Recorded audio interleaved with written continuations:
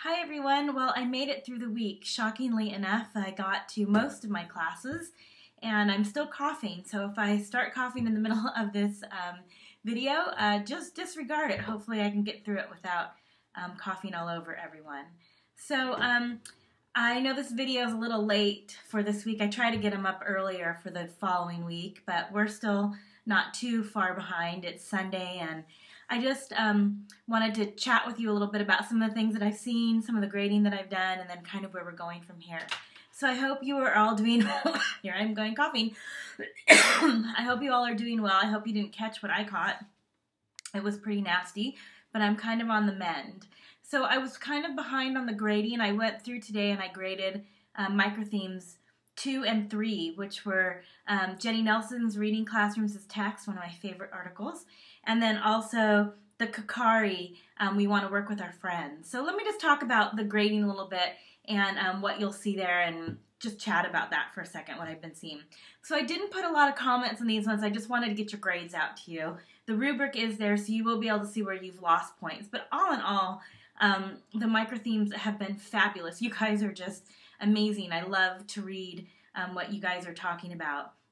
There were some really cool highlights and really great things that people were bringing up, and I'll talk about those specifically in just a second. As far as the microthemes are going, I'm seeing a lot of great things with content. I am still seeing a lot of MLA issues, and I'm pretty picky about MLA. I think this is a 300 level course. We should kind of know it by now. Many of you are morphing MLA and APA. It doesn't matter to me if you do APA or MLA, but you can't morph them. So you have to pick one and go with it. I know them both. I know them equally as well. So it doesn't matter to me which one you use. You just got to make sure that you stick with one. There's some really big differences between MLA and APA, especially with titles. You don't put years in MLA. You put a P with a period in APA. You don't do that in MLA. So there are some differences, and you want to make sure that you are doing the right one in the right place. I'm seeing a lot of issues with page setup still, which should be really simple. In-text citations, I'm seeing commas in between last names and page numbers, which you don't need a comma. Just seeing a little weird mistake thing. So the OWL Purdue is a really good thing to look at, and I believe I put the MLA PowerPoint up on our website. Maybe I didn't. When I get done with this today, if I haven't put the MLA PowerPoint up, I will put my MLA PowerPoint up that I use, and hopefully that'll help you with some problems. And if you have any issues, come in and see me. Or you can shoot me an email, and I'll tell you kind of where things are going awry. And that won't kill you. Like if you did really well on your analysis and really well on the rest of it, I mean, it might get you to a 92 instead of a 98. And most of the grades were really good. So I wouldn't worry too much, but I would like it to be perfect before the end of the class. It's just something I think that we should know how to do, is how to cite our sources. Let's talk about Nelson first. So Nelson was really cool, one of my favorite articles, and a couple of you really hit on the thing that I find the most interesting about Nelson, this idea of the professional student, right? The case studies are really interesting. I love her idea that we come in with these prescribed ideas of what a classroom is, and then we put on our student hat, and then we think that if we follow the rules perfectly, then we're going to get the grade that we desire. I kind of think of it like ATM society. You put the ATM card in, put in your PIN, take the money out, boom, bibbidi bobbidi boo. Product versus process. And wow, this always comes up for me years later after reading this article. Product versus process between the writing classroom. It's so connected also with what we're trying to do with critical thinking skills in our world right now. Really important. I think it could be talked about within our political election, right? People who want product, want everything to look a certain way, versus process. Willing to go through the process in order to get the product that they want, right? Instead of just aiming for the product. Process is far more valuable. So Nelson deals with this idea of the professional student, the idea of process versus product, and I really love that, and many of you touched upon that really nicely. Kakari, what I was looking for you guys to get from Kakari, many of you did. The idea of equity and access in a classroom. How do we make a classroom that has equity and access in it? How do we get students to break gender lines within the classroom, break race lines within the classroom, right? These are questions that are really important and things that we have to think about.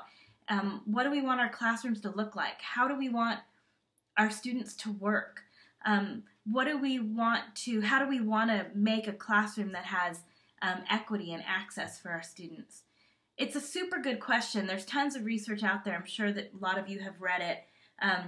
That says if you give teachers test scores and you tell the teachers that the students that the test scores that came in for those students were low, they would treat those students as if they had lower capability. And even those might have been the smartest students with the best test scores, but they would end up at a lower level when they left because of the idea that the teacher had and what they were going to teach them.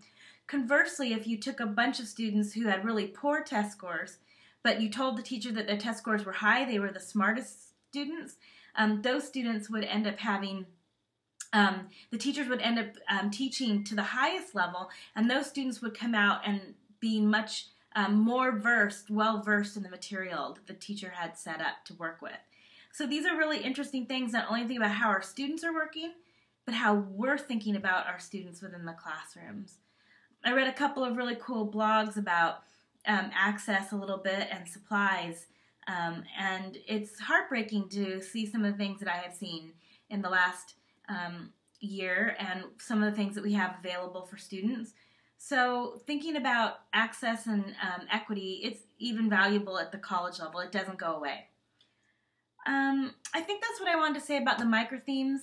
I haven't really looked at the Freedom Writer ones yet, but I'm going to look at those maybe next weekend, or if I get to it, maybe today. There's a couple of them turned in. I'll try to look at them. Moving forward, the class isn't going to do a huge shift right now. We have a couple of weeks before we really shift. But what we've been really looking at up until now is classroom practices. How do they work? What does a writing classroom do? What are the practices and things we want to think about within the classroom? It's really what we've been handling so far in the class. And we're going to kind of make a shift now. We're going to start thinking about curriculum. And so I included this article in our material called Ideology, Life Practices, and Pop Culture, and it's by Karen Fitz. And this article starts to talk about this really interesting phenomenon. My hair's a mess, you guys. This really interesting phenomenon that's happened within the writing classroom, especially in college spheres, in the last, I would say, 10 years. This idea that we're not really teaching a classroom about grammar, or we're not really teaching about writing. We're using some vehicle to allow the students to engage in and engage into the writing process, which is very different, and it's a different way of thinking. So a lot of times classrooms are based around things like technology or blogging or minds on dystopian literature. And even though we're not really talking about literature in the traditional sense, like character, plot, and sequence and form, we are looking at it in terms of content. Like, how are these novels a way for us to talk about social issues that we're facing? So Fitz is going to talk about pop culture and how it fits in the writing classroom.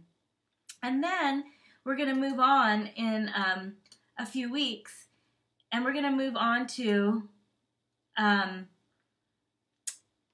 favorite article of mine that is engaging students in engaging apolitical students. I think I just lost this. That's why it sounds weird right now. I thought I lost the video, but I think I've got it back, so I think we're okay. So engaging apolitical students, and it's one of the cornerstones I use for my writing class. So in the next couple of weeks, we're going to start thinking about how do we formulate curriculum in order to engage students in the writing process. And then in a few more weeks, we're going to move into creating our curriculum and creating a unit. So we're kind of moving out of the, like, let's think about the classroom, and now we're thinking about, let's think about the curriculum. So I want you to kind of have that in your mind, that that we're going to be looking at different ways in, I guess, to the writing process. So those are my thoughts for the week. I just want to tell you how much I'm enjoying this class. I wish there was a way we could see more of each other's work. The work is so good. I would love to hear any ideas that you have in order to do that, and I hope you're enjoying the course, you couldn't be enjoying it as much as I am because you're not getting to read everybody's stuff. And that's really too bad. It's something that I'm not liking and something that I want to fix about the online forum. Please contact me if you have any questions. I'm here to help you. Again, some really great work, and I'll talk with you soon.